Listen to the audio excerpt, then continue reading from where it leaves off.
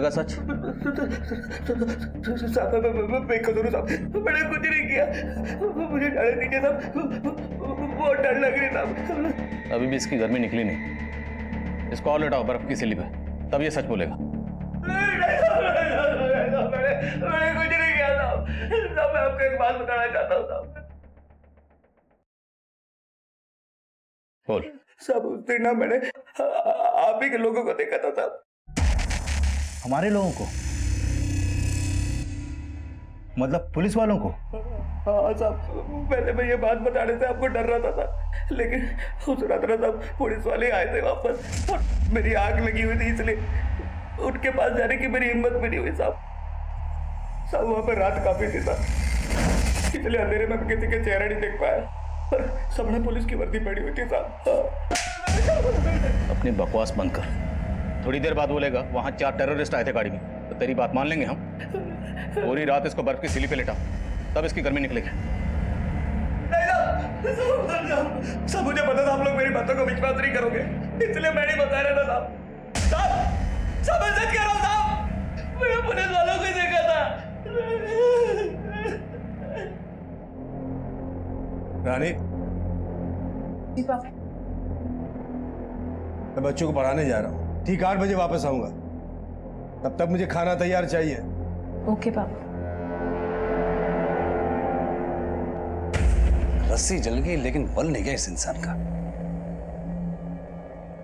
गनीमत समझो तुम्हारी शादी मुझसे करवा दी पापा ने। हाँ तुम्हारे लिए तो अच्छा है ना, लेकिन मेरा कहने को मैं इस घर का जमाई हूं, लेकिन मेरी औकात कुत्ते से ज्यादा नहीं है, और ये तुम्हारे बाप का कमीनापन है। शट अप अनिल, जबान संभाल के बात करो। तुम अपने पापा को संभालो ना।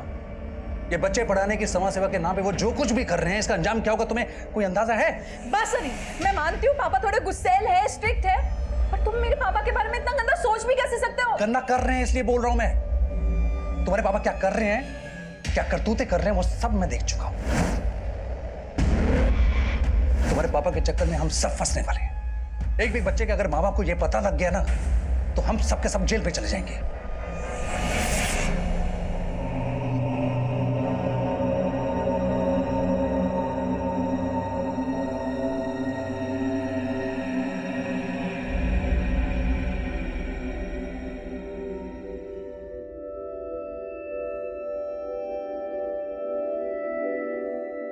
अरे बेटा, आप रो क्यों रहे हो?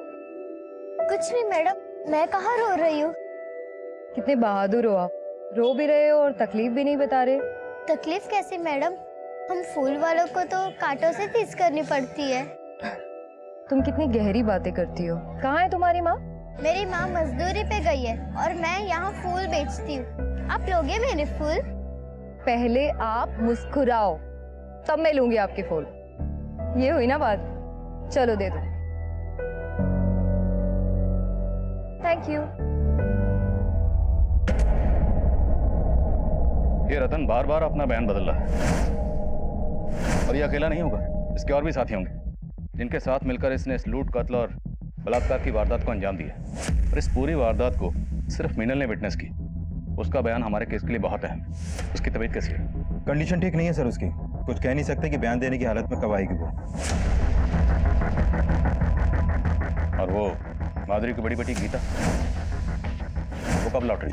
सर इन्फॉर्म कर दिया मैंने उसको, भोपाल में रहती है, आने में थोड़ा टाइम लगेगा। जैसे ही आती है मुझे इसके बारे में इन्फॉर्म करो, हो सकता है इसके बयान से हमें इस केस में कुछ मदद मिले।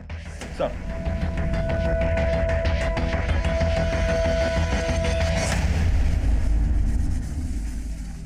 माँ, वो आंटी बहुत अच्छी है, उन्होंने मेरे सारे फूल ले लिए। तू है ही ऐसी कि पत्थर भी पिघल जाए। पर तुम नहीं पिघलती माँ, और मेरी एक भी बात नहीं मानती। तू सोच ले, मैं तेरी निर्दयी माँ हूं, लेकिन तेरा भला ही सोचूंगी। मैं गमी सर। कम इन। सर फॉरेंसिक टीम को माधुरी के घर से ऐसे कोई भी अननोन फिंगरप्रिंट्स नहीं मिले हैं जो क्रिमिनल से बिलोंग करते हों। शायद क्रिमिनल्स ने हैंड ग्लव्स पहने होंगे। सर रतन बोल रहा था कि वहां पर पुलिस की वर्दी में लोग आए थे, लेकिन मैंने पेट्रोलिंग टीम से चेक किया, उस रात वारदात के दौरान वहां पर कोई भी पीसीआर नहीं गई थी। मतलब ये रतन झूठ बोल रहा है। हो सकता है उसने खुद ही किसी गैंग को एंट्री दी। लेकिन सर रतन के कॉल रिकॉर्ड में इसका कोई क्लू नहीं मिल रहा। एक बात और सर, मैं मीनल का इलाज कर रहे डॉक्टर से मिला था। उन्होंने कंफर्म किया कि मीनल के साथ रेप भी हुआ था, लेकिन सर मीनल की बॉडी पर से सिर्फ एक ही रेपिस्ट का डीएनए मिला, जबकि हम मान रहे थे कि इतनी बड़ी लूट और हत्या को कई लोगों ने अंजाम दिया होगा।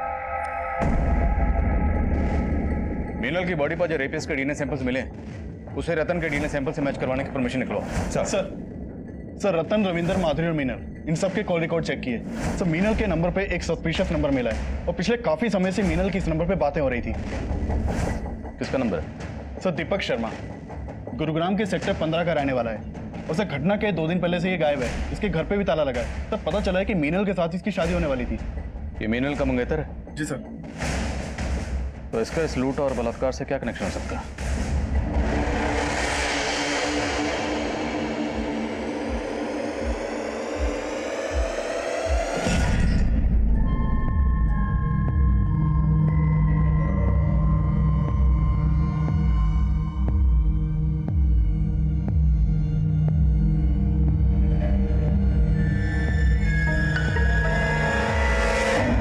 Come in sir.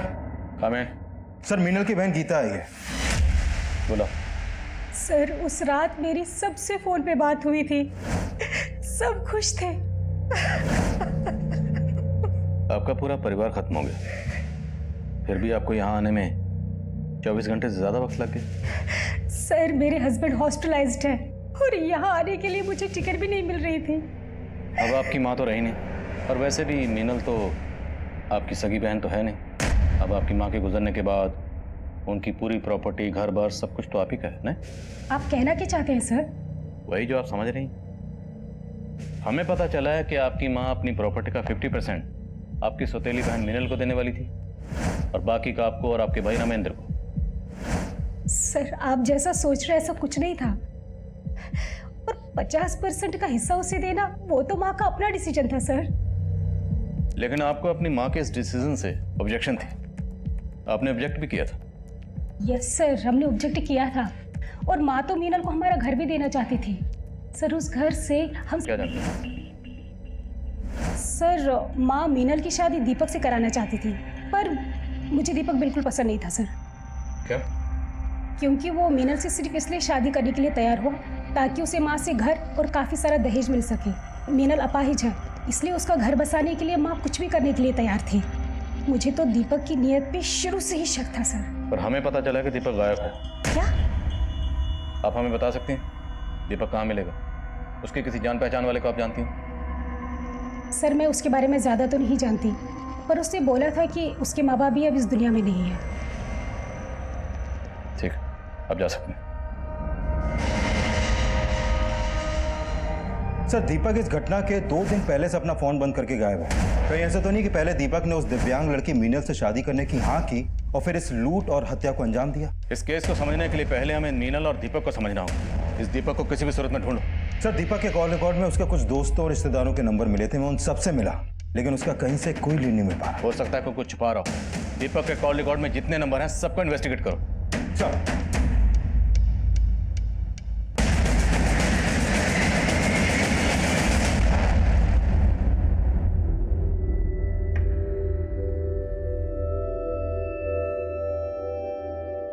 लो मैडम, मुझे दे दो, मैं संभालती हूँ इसे। हाँ, इसे थोड़ी देर के लिए तुम ले लो। Thank you so much. Mention not. अरे वाह, तुम तो इंग्लिश भी बोल लेती हो। पढ़ाई करती हो? नहीं मैडम, मैं नहीं पढ़ती। अच्छा चलो, तुम मुझसे 2 मिनट संभालो, मैं अब भी आई। हाँ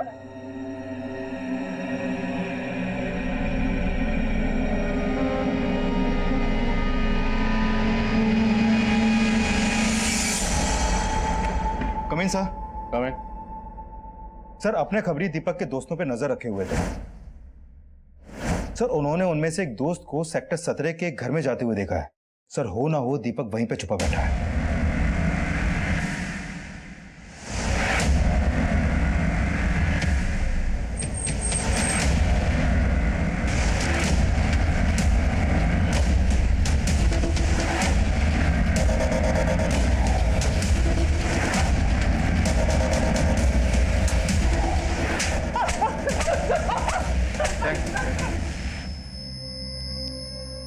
सर मैं वैष्णो देवी गया हुआ था सर। मैं एक प्रीपेड नंबर यूज करता हूँ, इसलिए मेरा मोबाइल बंद हो गया सर। लेकिन जब मैं गुरुग्राम वापस आया मुझे मालूम चला कि मीनल की फैमिली के साथ ये सब हो गया है। मैं बहुत डर गया था सर, इसलिए छुप गया था। तो डर इसलिए रहा था क्योंकि तू इस सब में शामिल है। नहीं सर, मेरा इसमें कोई हाथ नहीं है सर। सर मैं तो मीनल से मिलने के लिए हॉस्पिटल भी गया था, लेकिन आप सबको वहां देखकर मेरी हिम्मत नहीं हुई सर।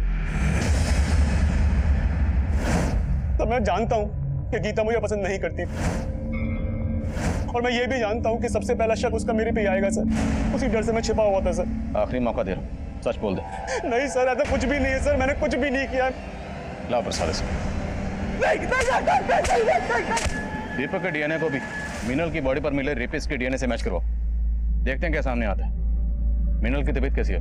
सर धीरे धीरे रिकवर कर रही है वो, लगता है बहुत जल्द बयान देने की हालत में होगी। रतन के अलावा माधुरी की बड़ी बेटी गीता और मीनल का मंगेतर दीपक भी हमारे प्राइम सस्पेक्ट, और इस वारदात का मकसद माधुरी की जायदाद के पीछे का लालच ही नजर आ रहा था। लेकिन इस केस के कई और पहलू, कई और ऐसे चेहरे थे जो तब हमें नजर नहीं आए थे। फूल बेचने वाली बच्ची सरिता, सरिता की मां रमाकांति, और वहीं कर्नल अनंत चौधरी और उसका परिवार, वो सब इस केस के चेहरे थे। लेकिन ये सब चेहरे इस केस से कैसे जुड़ने वाले थे तब हमें पता ही नहीं था।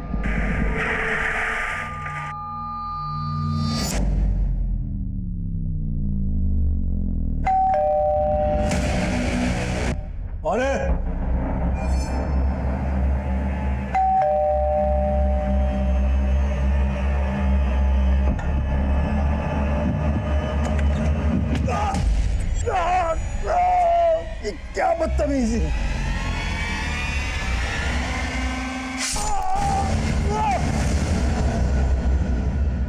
सर कंट्रोल रूम में फोन आया था, सेक्टर 21 के एक घर में मर्डर हुआ है।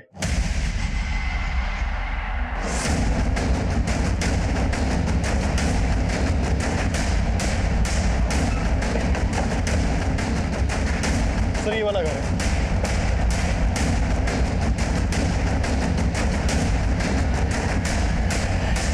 जैन सर ये कर्नल अनंत चौधरी हैं, अपने बेटी और दामाद के साथ यहाँ रहते थे। इनके साथ जब ये हादसा हुआ घर में यहाँ कोई नहीं था, और सुबह जब इनके बेटी दामाद यहाँ पहुँचे तो उन्होंने ये सब देखा। तो घर में लूटपाट भी हुई है। बेटी और दामाद क्या सब आ रही है।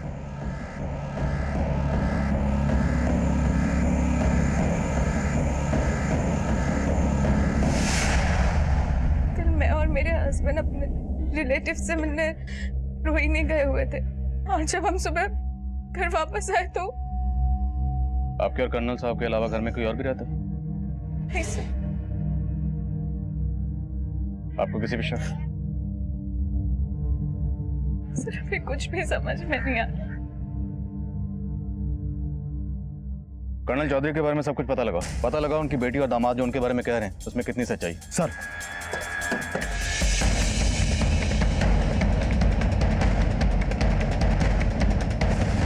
रात में यहाँ से किसी को आते जाते देखा था क्या? नहीं साहब, लेकिन कल शाम को कर्नल साहब के घर से काफी लड़ाई झगड़े की आवाजें आ रही थी, और उसके थोड़ी देर बाद उनका बेटी और दामाद सामान लेके यहाँ से कहीं निकल गए। ऐसा लग रहा था कहीं बाहर जा रहे हैं। सर हमारा पापा से झगड़ा हुआ था, लेकिन उनका मर्डर से इस बात का कोई लेना देना है या नहीं वो हम डिसाइड करेंगे। अब ये बताइए कि झगड़े की वजह क्या थी? सर हम आपको पहले बता नहीं पाए, एक्चुअली मेरे ससुर जी अच्छे इंसान नहीं थे। जो भी कहना साफ साफ बोलिए। सर वो पीडोफिलिक थे।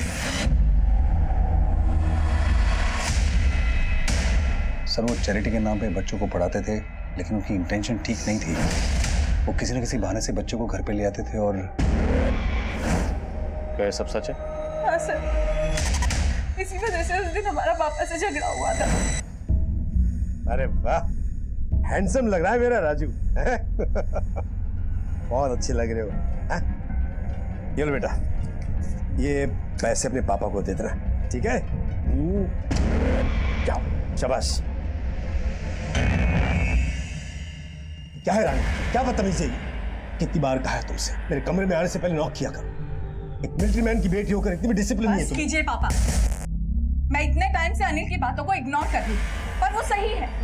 मुझे तो शर्म आती है कि आप मेरे पापा।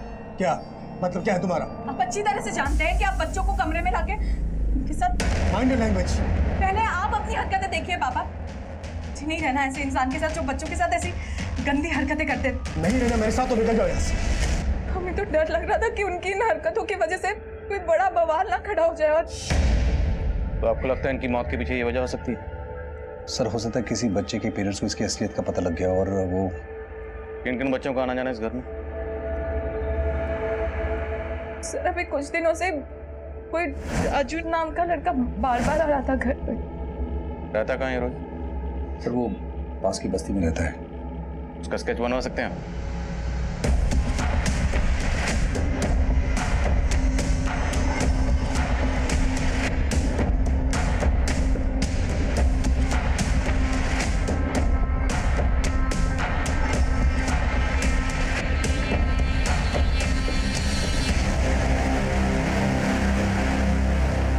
एक बात बताओ, वैसे तुम रहती कहाँ हो?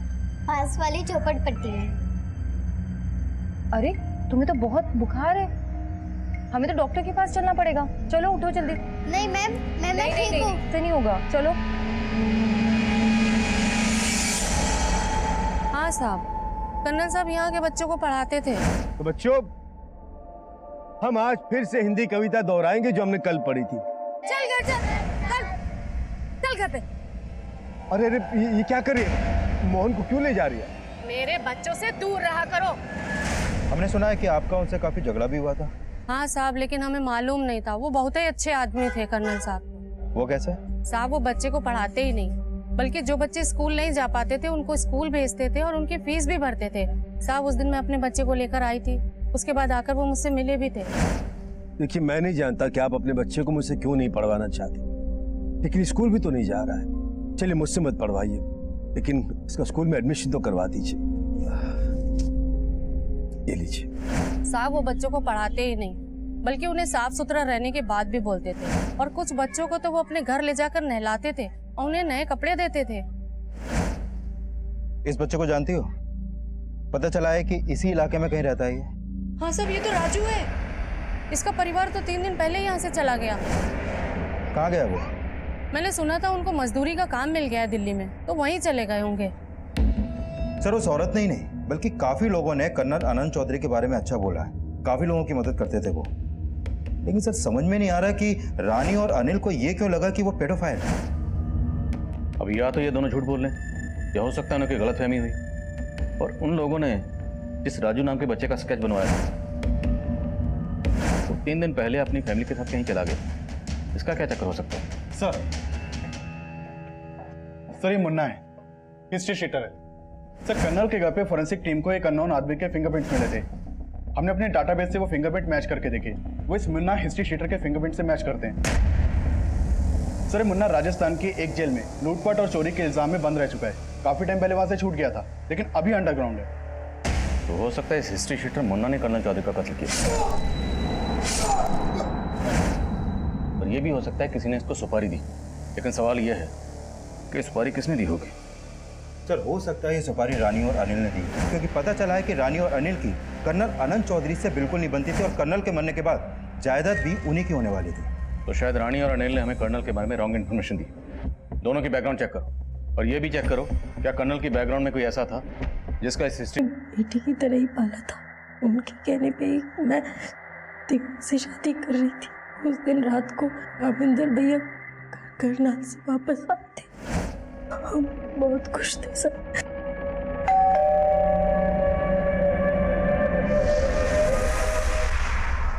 कौन है? दरवाजा खोलिए, पुलिस। पुलिस? क्या हो गया? जी पर बात क्या है? ये माधुरी जी का घर है ना? जी। आपसे एक केस के बारे में बात करनी है। दरवाजा खोलिए।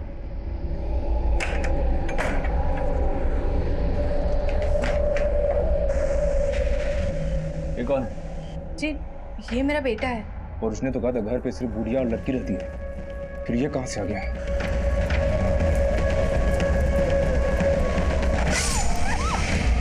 तुम चारों ने पुलिस की यूनिफॉर्म पहनी थी? हाँ सर। सर मतलब रतन वाकई में सच बोल रहा था कि उस रात पुलिस यूनिफॉर्म में कोई गैंग आया था। लेकिन ऐसा कौन सा गैंग हो सकता है जो पुलिस यूनिफॉर्म पहन के इस तरह का कांड करे? पता करो, क्या पहले भी कभी किसी गैंग ने इस तरह का कांड किया? सर अरे तुम्हें तो बुखार था ना, तुम बेडरूम से यहाँ क्यों आई? और ये एप्पल मैं तुम्हारे लिए लेकर आई हूँ। मेरा बुखार तो उठ गया। और वैसे बिना छोटू बेबी को देखे मेरा मन नहीं लगता। और छोटू बेबी का भी तुम्हारे बिना मन नहीं लगता। वो क्या है, छोटे बेबी को दूर से ही प्यार, वो क्या कहते हैं, इन्फेक्शन। हाँ। देखो छोटू बेबी, तुम्हारी मासी कितनी समझदार है। मैं मासी हूँ? सरिता मासी। मासी? सरिता मासी? कम सर। काम। सर, माधुरी के घर पे हुए अटैक से कुछ दिन पहले मानेसर हाईवे पर कुछ पुलिस वर्दी पहने हुए लोगों ने एक ट्रक चलाने वाले को उसका ट्रक रोक कर लूटपाट की थी और ये केस मानेसर थाने में दर्ज हुआ था। और उस समय उस ट्रक का हेल्पर किसी भी तरह अपनी जान बचाकर वहां से भाग निकला, लेकिन उसने उन क्रिमिनल्स के स्केच बनवाए थे। ये देखिए सर।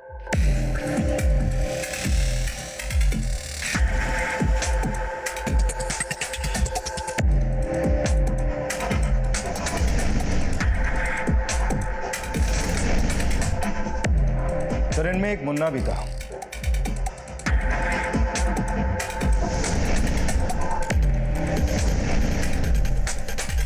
और यही मुन्ना कर्नल चौधरी और माधुरी के घर पे भी मौजूद था। और मीनल ने कहा था कि वो लोग रामेंद्र को वहां देखकर हैरान हुए थे। और उसने तो कहा था घर पे सिर्फ बुढ़िया और लड़की रहती है, फिर ये कहां से आ गया? मतलब इन लोगों ने उस घर की पहले रेकी की थी। ये लोग अच्छी तरह से जानते थे कि उस घर में सिर्फ माधुरी और मीनल रहते, इसलिए उस घर को टारगेट किया गया। सर, ये कर्नल चौधरी अपनी बेटी और दामाद के साथ उस घर में रहते थे और जब ये दोनों ही घर में नहीं थे उसी समय यह हादसा हुआ। अब सर, ये कोइंसिडेंस है या फिर कोई साजिश, कुछ समझ में नहीं आ रहा। और ये चक्कर भी समझ में नहीं आ रहा कि जो बच्चा राजू कर्नल चौधरी के घर पर अक्सर आता जाता था, वो अचानक अपनी फैमिली के साथ कहाँ गायब हो गई और क्यों। और हमें पता चला था कि माधुरी स्लम की बच्चियों को मंदिर में बुलाकर उन्हें कन्या भोज करवाती थी। डॉक्टर से कहो कि हमें मीनल से दोबारा मिलना है। माँ शुरू से हर 15 दिन में अष्टमी पे कन्या भोज कराती थी। उन बच्चों में कभी आपने इस लड़के को देखा था? नहीं सर, इसको तो नहीं देखा, लेकिन हाँ माँ एक बच्ची को पसंद करने लगी थी। अक्सर माँ उसको घर लेके आती थी। क्या नाम था उस बच्ची का? कहाँ रहती थी जानती हैं? नहीं पता सर, लेकिन वो मैंने उसे मंदिर में फूल बेचते हुए देखा था।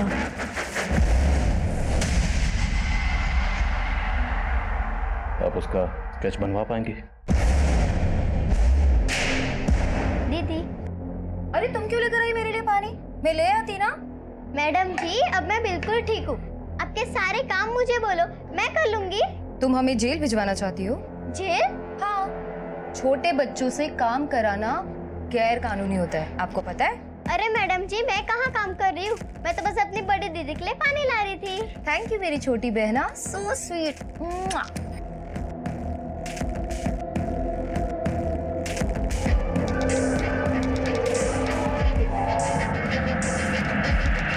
सर, मीनल ने जिस बच्ची का स्केच बनवाया था मैंने इसके बारे में मंदिर में पता किया, लेकिन सर ये काफी टाइम से वहां पर देखी नहीं गई है। लेकिन ये पता चला है कि इस बच्ची का नाम सरिता है। और सर, जितने भी लोगों से मैंने इस बच्ची के बारे में पूछताछ की, निकलकर यही सामने आया कि बच्ची सरिता माधुरी के घर पे हुए अटैक से पहले ही गायब हो गई थी। और वो बच्चा राजू, वो भी कर्नल के घर पे अटैक होने के 2 दिन पहले गायब हुआ था। लेकिन सर, इन बच्चों का मुन्ना जैसे हिस्ट्री शीटर से क्या कनेक्शन हो सकता है? कुछ ना कुछ कनेक्शन तो है विकास। अब क्या कनेक्शन है ये पता लगाना होगा। खबरियों को काम पे लगा, दोनों केसेस की इंफॉर्मेशन निकलो। सर, हमें ऐसा लग रहा था कि राजू और सरिता ऐसे दो चेहरे थे जो इन दोनों ही केसेस को जोड़ने वाली कड़ी थे, लेकिन उनका हिस्ट्री शीटर मुन्ना से क्या कनेक्शन हो सकता था, ये जानने के लिए हमने दिल्ली, हरियाणा और राजस्थान के तकरीबन सारे पुलिस स्टेशन की पुरानी फाइलों को छान मारा। पुलिस टीम और खबरियों की दिन रात की मेहनत के बाद हमारे हाथ ऐसी इंफॉर्मेशन लगी जिसने इस केस का एक अलग ही पहलू हमारे सामने रख दिया। माधुरी और कर्नल चौधरी के घर पर लूट की वारदातों को अंजाम देने वाला कोई और नहीं बल्कि यही गैंग है, लिचड़ गैंग।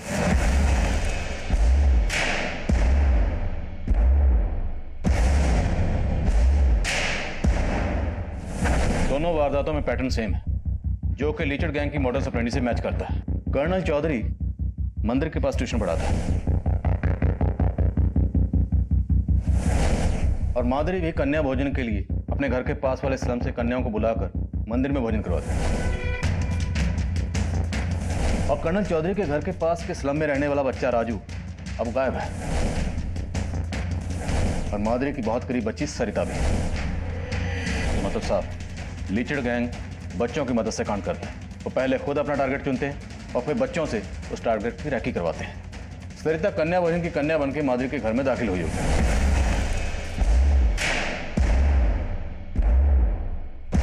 और ये बच्चा राजू स्टूडेंट बनके कर्नल चौधरी के घर में। और हो सकता है कि शायद ये दोनों बच्चे लीचड़ गैंग के लिए काम करते हैं।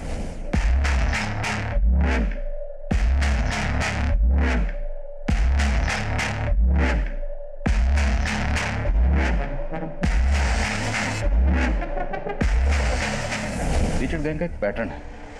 जो बच्चे उनके टारगेट की रैकी करते हैं, वारदात होने के 2-3 दिन पहले से ही वो बच्चे गायब हो जाते और फिर उस गैंग की दूसरी टीम टारगेट पर धावा बोल देती। यह है लीचड़ गैंग का लीडर राजवल्लभ। 8 कत्ल और लूटपाट के केसेस में वांटेड। इससे पहले इस गैंग के सामने आए सारे केसेस की एक डिटेल स्टडी करो, खबरों को काम पे लगाओ। इससे पहले ये गैंग किसी और को अपना टारगेट बनाए, हमें इस गैंग को धरना है किसी भी सूरत में। सर दीदी, आपके साथ आपके पति नहीं रहते? नहीं, वो फौज में रहते हैं। मगर जब आएंगे मैं तुमको उनसे मिलवाऊंगी, ठीक है? पर मैं तो आज ही जा रही हूँ। आज ही जा रही हो? कहाँ जा रही हो तुम?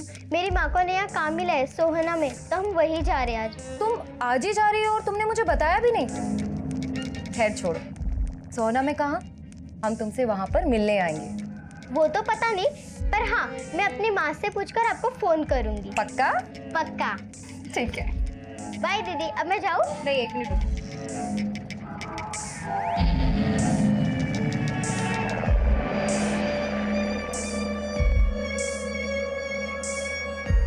ये लो, ये पैसे अपनी मम्मी को देना और तुम्हारे रास्ते के लिए इसमें कुछ जरूरत का सामान है, ठीक है? बाय दीदी। अपना ध्यान रखना। Bye bye.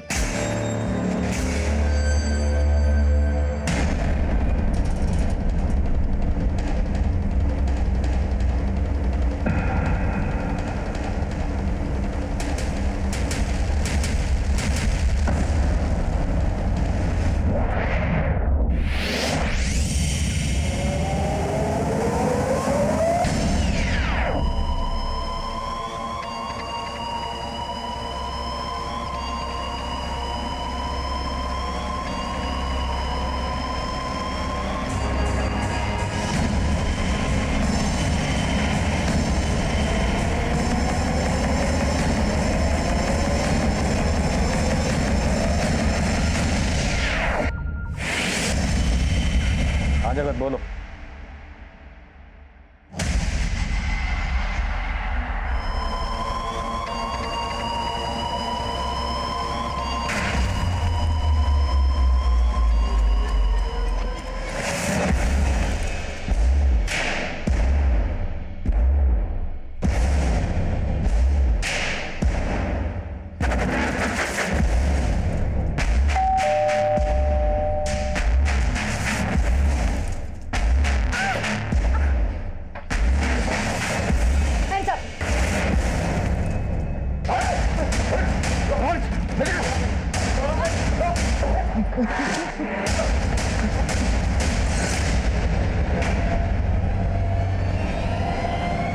राजवल्लभ कहाँ?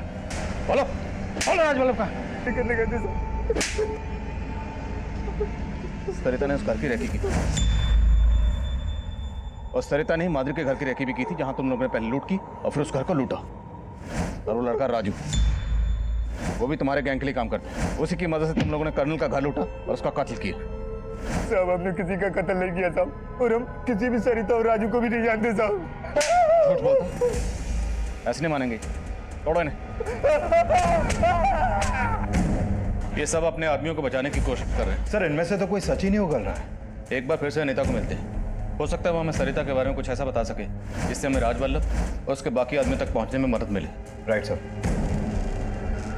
जब सरिता यहाँ से गई थी तो उसने आपसे कुछ कहा?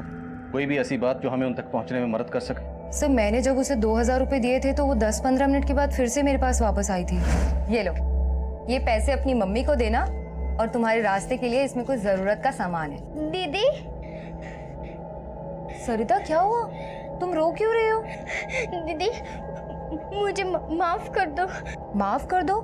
लेकिन हुआ क्या? दीदी आप चले जाओ वरना वो लोग आके आपको मार देंगे। मार देंगे? सर उसी के बाद मैंने आपको सरिता के बारे में इन्फॉर्म किया था। लेकिन हाँ सर, सरिता बोल रही थी कि वो अपने मम्मी पापा के साथ सोना जा रही है। सोना? इस छोरी ने फिर से हमारे साथ दगा करा है। वो तो इसके हाव भाव से मन में पहले ही पता चल गया था कि वो हमने फंसवाएगी, इसलिए मैंने वहां अपने दूसरे आदमियों को भेजा था। लेकिन राज वल्लभ भाई, पुलिस ने उन्हें पकड़ लिया है। वो लीचड़ गैंग के वफादार आदमी है, मुंह नहीं खोलेंगे। लेकिन ये सरिता, इसने इसके की सजा जरूर मिलेगी। हमारे गैंग का यो नियम है, जो भी दगा करे है उसने सजा मिले, और सरिता तन्ने भी सजा मिलेगी।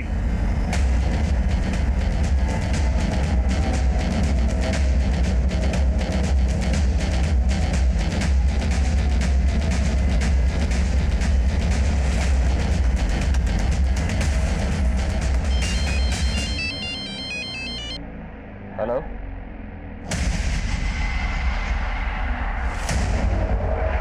गाड़ी घुमा, आगे से U-turn लो।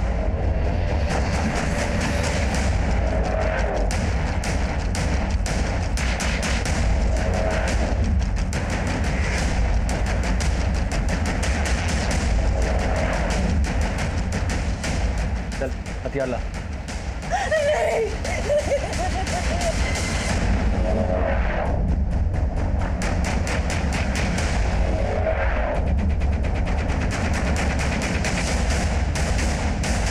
सरिता अब बस।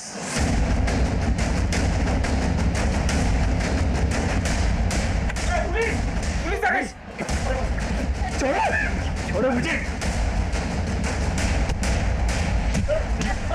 तुझे क्या लगा था तेरे आदमी मुंह नहीं खोलेंगे तो तक पहुंच नहीं पाएंगे? लेके जा, मेरी बच्ची,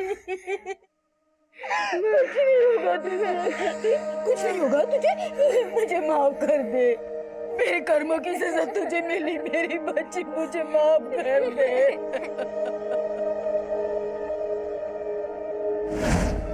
सरिता इस केस की एक ऐसी विक्टिम थी जो लीचड़ गैंग के सरगना राज वल्लभ के शारीरिक शोषण का शिकार हुई थी। यूं तो सरिता खूंखार अपराधियों के लीचड़ गैंग का हिस्सा थी, लेकिन उसकी मासूमियत ने उसे यह फर्क बहुत जल्दी समझा दिया था कि लालच और हिंसा का अंत हमेशा बुरा होता है। सरिता को हमने बचा लिया और सरिता समेत बाकी और बच्चों को भी बाल सुधार गृह में भेज दिया गया।